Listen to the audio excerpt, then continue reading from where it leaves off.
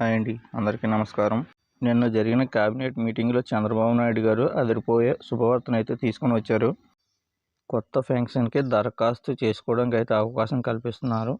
ఈ యొక్క కొత్త పెన్షన్ని ఎలా అప్లై చేసుకోవాలి, ఎక్కడికి వెళ్ళి అప్లై చేసుకోవాలి అనే విషయాన్ని అయితే నేను తెలియజేస్తాను. అలాగే ఒకే రేషన్ కార్డుపై 2 పెన్షన్లు ఇస్తారా ఇవ్వరా అనే దానికి కూడా ఇప్పుడు నేను క్లారిటీ ఇస్తాను. ఒక్క రేషన్ కార్డుపై 2 పెన్షన్లు గురించి పరిశీలిస్తున్నాం అని ఆయన గతంలో చెప్పారు. అయితే నిన్న జరిగిన కేబినెట్ మీటింగ్లో దీని గురించి చర్చ అయితే జరిగింది. ఈ కొత్త పెన్షన్ల కోసం ఎదురు చూస్తున్న వారు ఎలా అప్లై చేసుకోవాలి, ఇక కొత్త పెన్షన్ల కోసం ఎదురు చూస్తున్న వారు ఎలా అప్లై చేసుకోవాలి, 50 సంవత్సరాల అవకాశం ఇచ్చారా లేదా అనేది ఇప్పుడు ఈ కొత్తగా పెన్షన్ అప్లై చేసుకోవడానికి అవకాశం ఉందా లేదా, అలాగే 50 సంవత్సరాలు దాటిన వారికి కూడా ఇప్పుడు అప్లికేషన్ చేసుకోవడానికి అవకాశం ఉందా లేదా సచివాలయాలు ఏం చెప్తున్నాయి, అలాగే రేషన్ కార్డు కోసం ఏమి చెప్తున్నారు అనే విషయాన్ని ఇప్పుడు ఈ వీడియోలో అయితే చెప్తాను. ఈ వీడియో లాస్ట్ వరకు చూడండి. అలాగే please like, share and subscribe. Like చేయడం వల్ల ఈ యొక్క వీడియో మరో 10 మందికి చేరి దాని ద్వారా మరో 10 మందికి చేరుతుందండి. అలాగే షేర్ చేయండి అండ్ సబ్స్క్రైబ్ చేయండి. ప్లీజ్ అండి, దయచేసి ఈ యొక్క ఛానల్ లైక్ చేయండి అండ్ సబ్స్క్రైబ్ చేసుకోండి. ఆంధ్రప్రదేశ్ రాష్ట్రం దాదాపు 11 నెలల నుండి కొత్త పెన్షన్ కోసం లబ్ధిదారులంతా కూడా ఎదురు చూస్తున్నారు. అంటే కొత్త పెన్షన్ కోసం దరఖాస్తు చేసుకోవడానికి ఎదురు చూస్తున్నారన్నమాట. ఇదే కాకుండా మన సీఎం గారు ఎలక్షన్ క్యాంపెయినింగ్లో 50 సంవత్సరాలు నిండిన వాళ్ళకి కూడా పెన్షన్ ఇస్తామని అయితే గతంలో చెప్పడం జరిగిందని ఈ 50 ఏళ్ళ పెన్షన్ కోసం కూడా ఎదురు చూస్తూ ఉన్నారు. ఈ నేపథ్యంలో నిన్న కేబినెట్ మీటింగ్లో అయితే చర్చ అయితే జరిగింది. సీఎం గారు ఏం చెప్పారంటే ఈ పథకం గురించి ఏ అప్డేట్ ఇచ్చారు, 50 సంవత్సరాలు నిండినటువంటి వాళ్ళు అప్లై చేసుకోవచ్చండి. అయితే అది ఓన్లీ కేవలం మాత్రం బీసీ క్యాండిడేట్స్కి మాత్రమే. కాబట్టి ఎవరైతే 50 సంవత్సరాలు దాటి ఉండి బీసీ కులానికి చెందినవారు అయితే మీరు మీ యొక్క ఆధార్ కార్డులో 50 సంవత్సరాలు ఉండాలి. ఇంకా దరఖాస్తు చేసుకోవడానికి ఏ డాక్యుమెంట్స్ కావాలంటే రేషన్ కార్డు ఒకటి ఉండాలి, ఆధార్ కార్డు ఉండాలి, ఆధార్ కార్డు అప్డేట్ హిస్టరీ ఉండాలి, అలాగే క్యాస్ట్ ఇన్కమ్ అనేది ఖచ్చితంగా ఉండాలి, 6 నెలల కరెంట్ బిల్ అనేది కూడా కంపల్సరీగా ఉండాలి. ఇవన్నీ ఉంటేనే మీరు 50 సంవత్సరాలకి మీరు దరఖాస్తు చేసుకోవడానికి అయితే అర్హత సాధిస్తున్నట్టు. ఇవన్నీ కూడా మీరు రెడీ చేసి పెట్టుకోండి.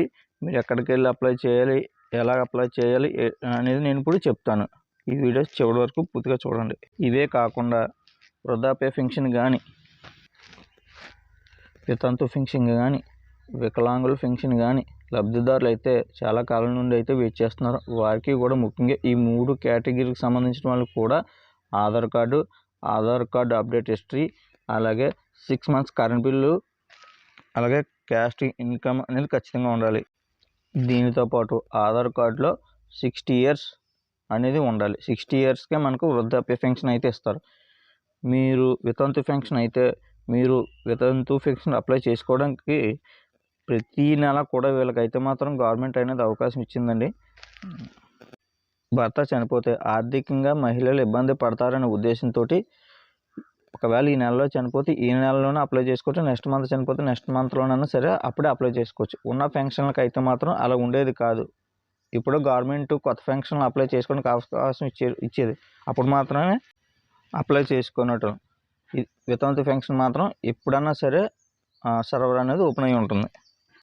ఒకవేళ మీరు ఈ యొక్క పెన్షన్ అప్లై చేసుకోవాలనుకుంటే రేషన్ కార్డు ఉండాలి, ఆధార్ కార్డు ఉండాలి, ఆధార్ కార్డు అప్డేట్ హిస్టరీ ఉండాలి, మీ డెత్ సర్టిఫికేట్ ఉండాలి, అలాగే cash income certificate, current bill కూడా ఉండాలి.